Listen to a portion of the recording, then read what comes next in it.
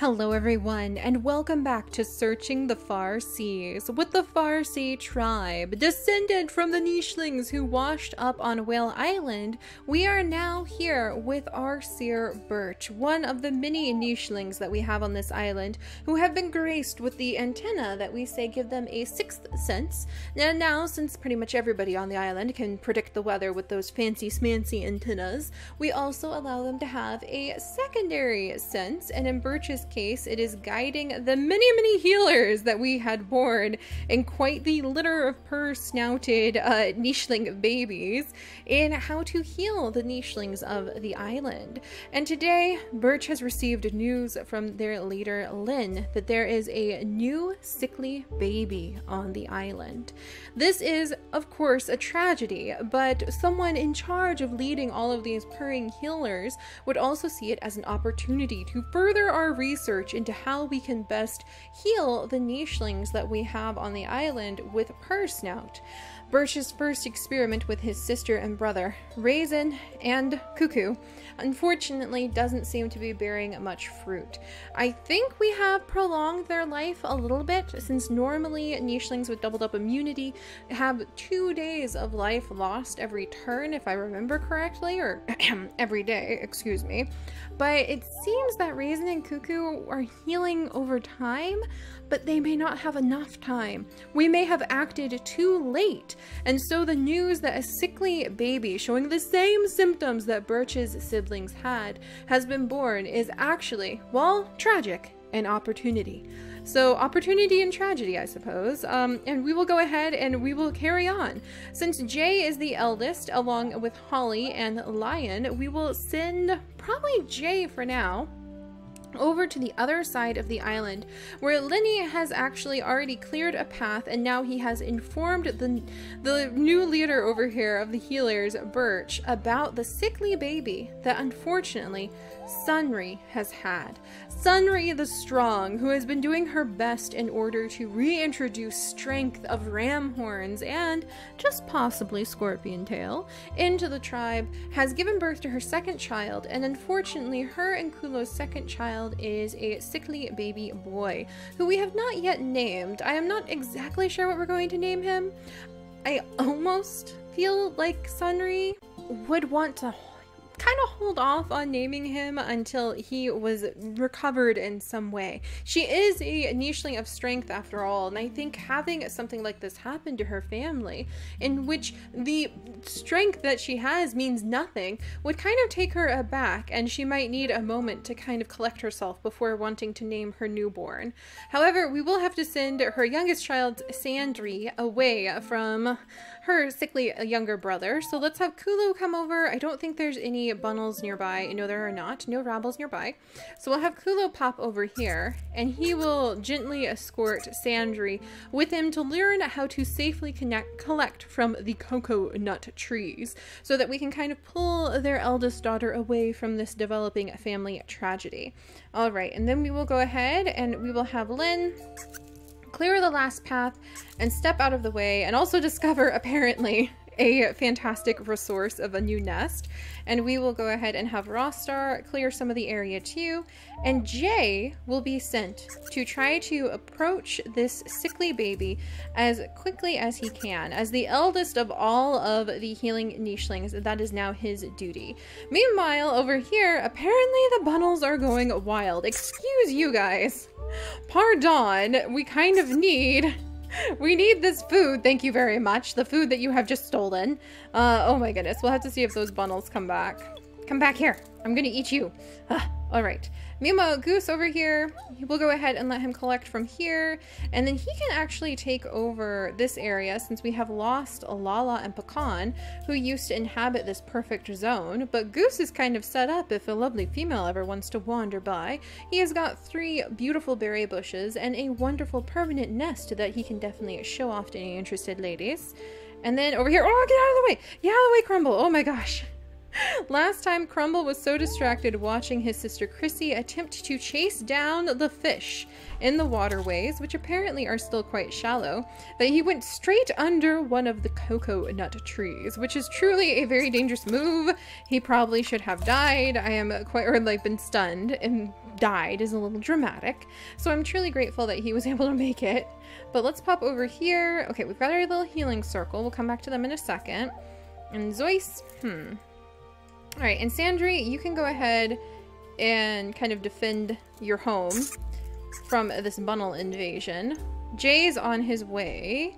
Then Dove, I think Dove is kind of gonna follow Jay, to be completely honest. She'll casually sort of pluck away at the grass, but I truly think Dove has been quite taken with Jay's beautiful tail feathers and fantastic, wonderful purr snout. So she'll go ahead and follow him on her dainty paws.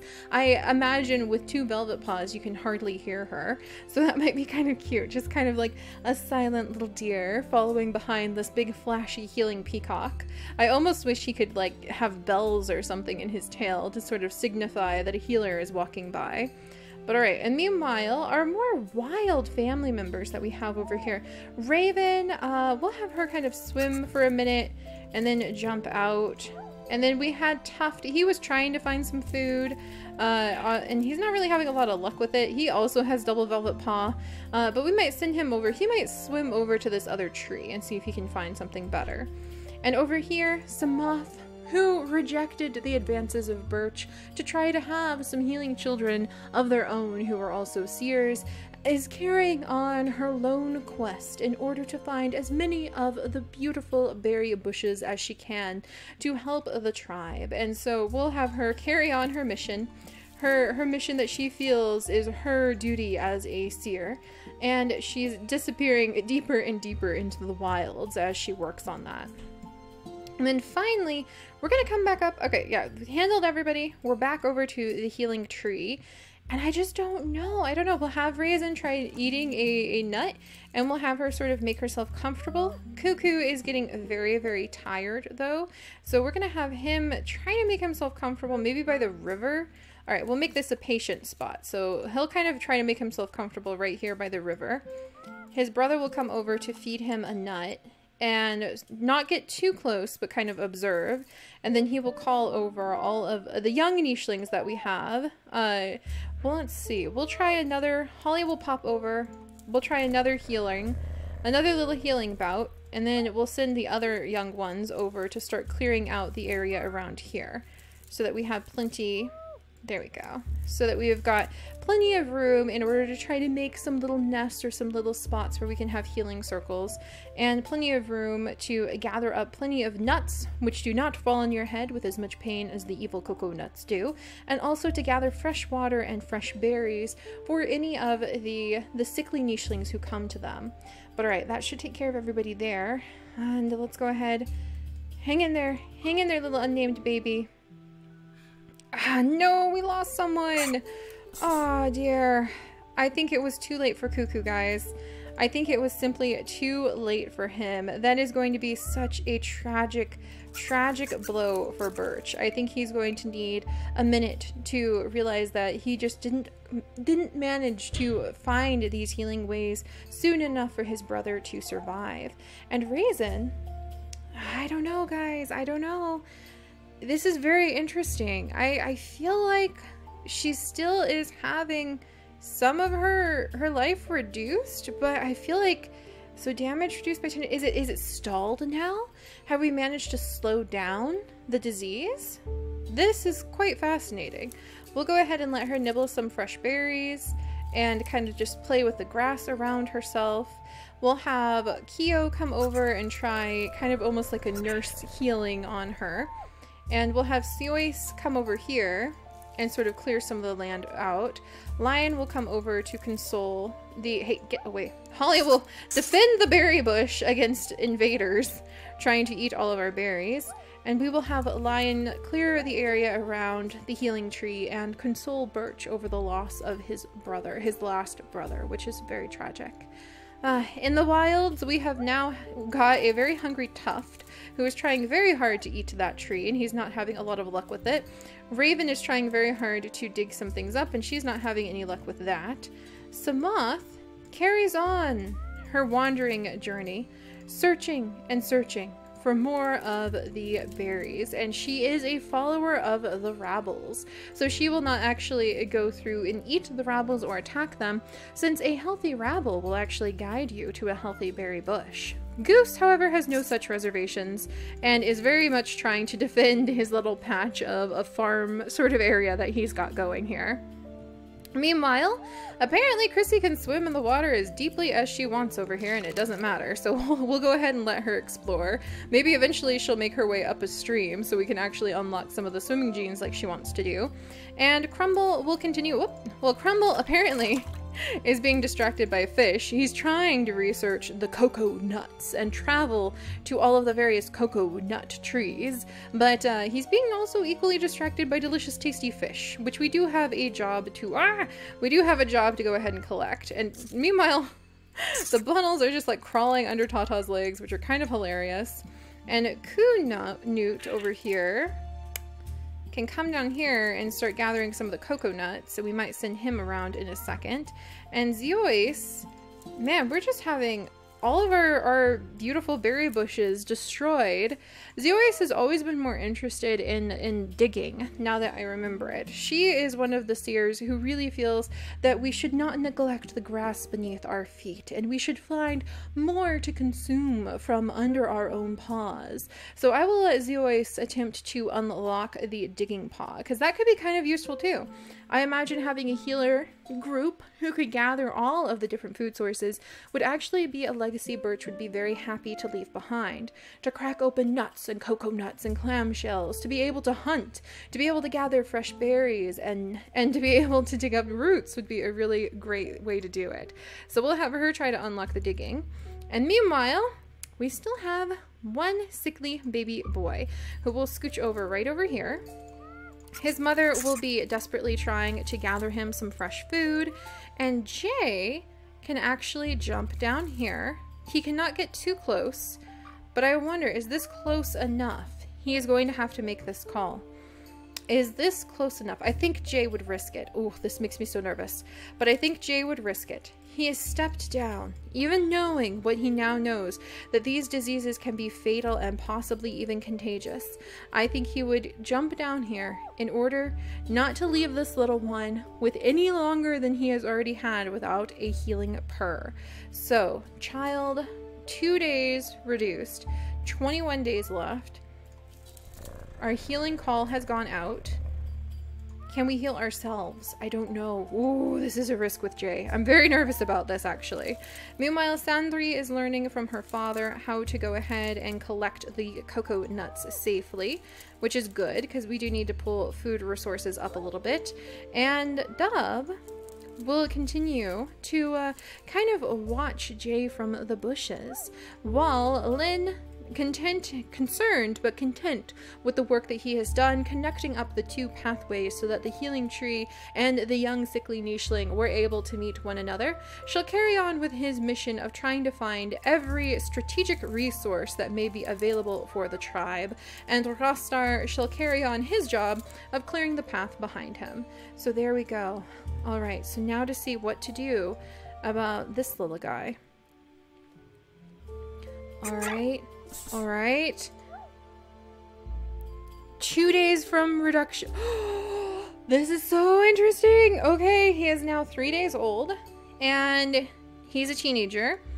He has 20 days left. You should lose a day every day because of age, but have we stalled his illness? Is that what we managed to do? Have we arrived in time?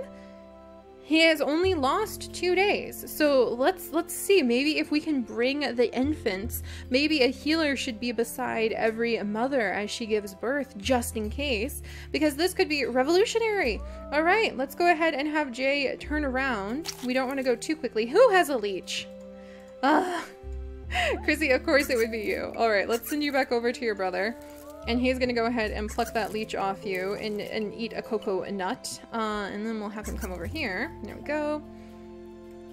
And what on earth, Goose? Defend your berry bushes with honor, sir, if you want to attract a mate over here, I'm telling you.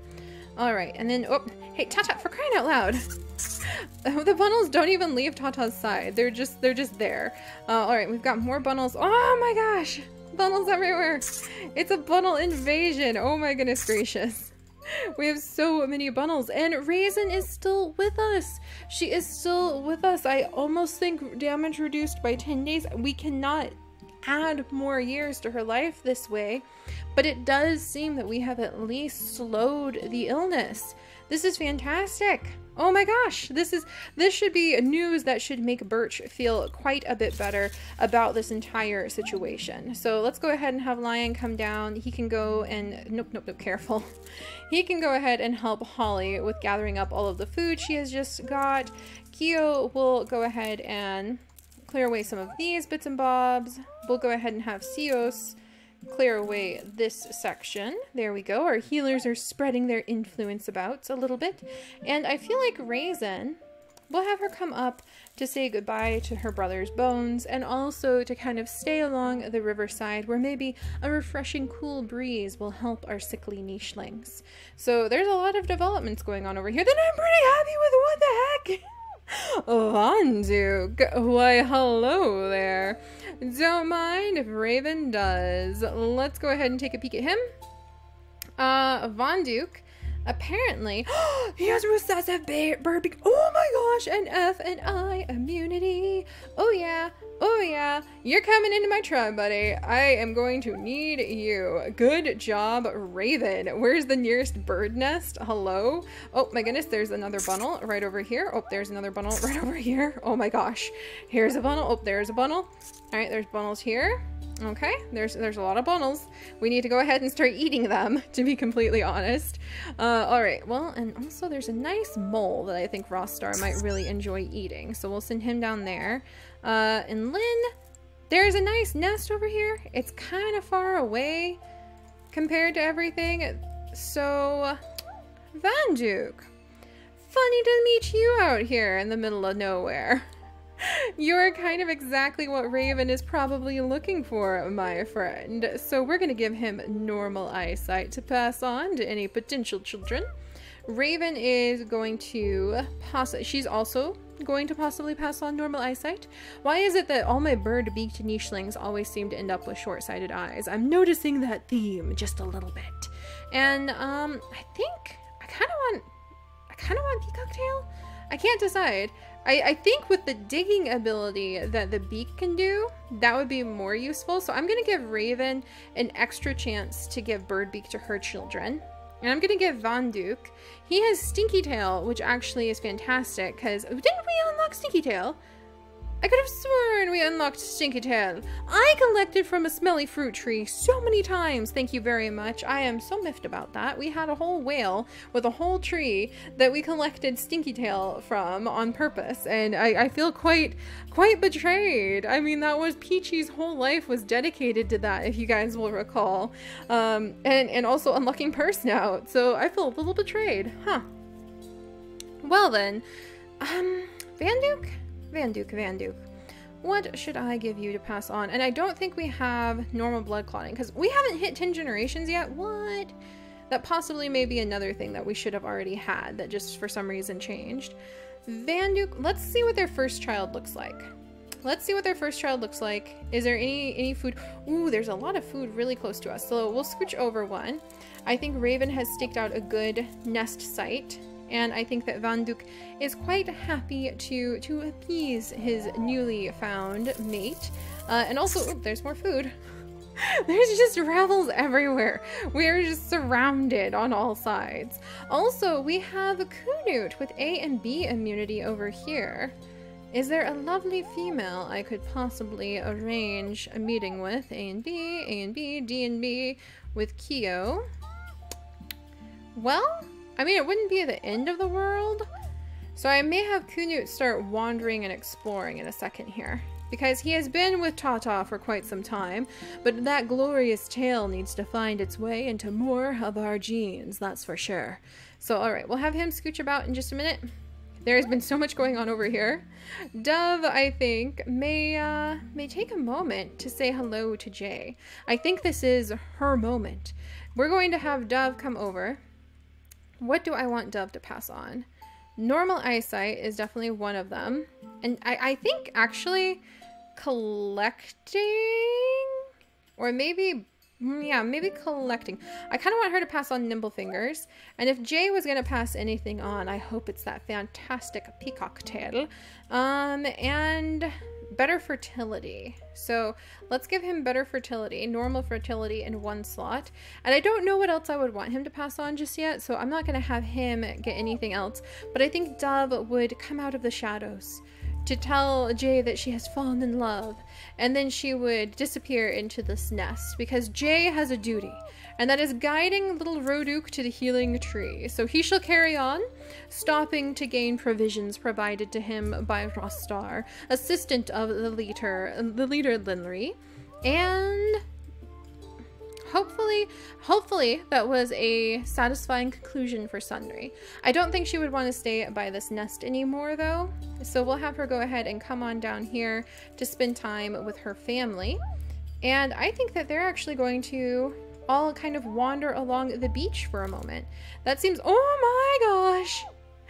And right over here, there's tons and tons of fish they can feast on. So I think that Sundry will kind of go forward and search out new horizons to settle on with Kulo and Sandri, and possibly try having one more strength-bearing child before her final days. And meanwhile, Samath is so far into the wilds, I forgot she was actually there. But she is still searching out those berry bushes. And looky there, we found another one. Thank you to the Bunnels. And I wonder, Samath. Let's see. C and D immunity. D and B curses. Well, we'll have to see where things go. But at least we're starting to get up on the food, and we are learning a little bit more about the mysteries of how the healing purr works. And it seems like the sooner you can arrive to the side of a sickly baby, the better. So I'm going to remember that. And meanwhile, Tuft, you've been having some tough luck. Oh, don't drown! You've been having tough luck, so I throw you in the water. I'm sorry! I was gonna send him over to the tree, and maybe he could end up finding a wandering mate just like his sister Raven did. But alright, everybody is all lined up and ready to go, and I will see you guys next time, where we will start off seeing what Jay's first child with Dove looks like, and if we are going to be able to keep the little unnamed Roduk, who I should probably name now. I'm so sorry, little one. We're gonna go ahead and we're gonna name him, I think we're gonna name him, so he is the child of Sunri. We're gonna name him Sol, after the sun, because even though he is sickly, he has gained a lot of strength, and so far, as long as the healing ability is on him, it looks like although he has the cold, he's not taking double damage. So hopefully Sol will arrive and be a patient at the healing tree, and we will be able to find meaningful work for him to do so he feels a part of the tribe. And hopefully Kunut will be able to appear under the healing tree and charm all of my purse-snouted females into having some delightful babies. But alright, I will see you guys next time. Bye-bye!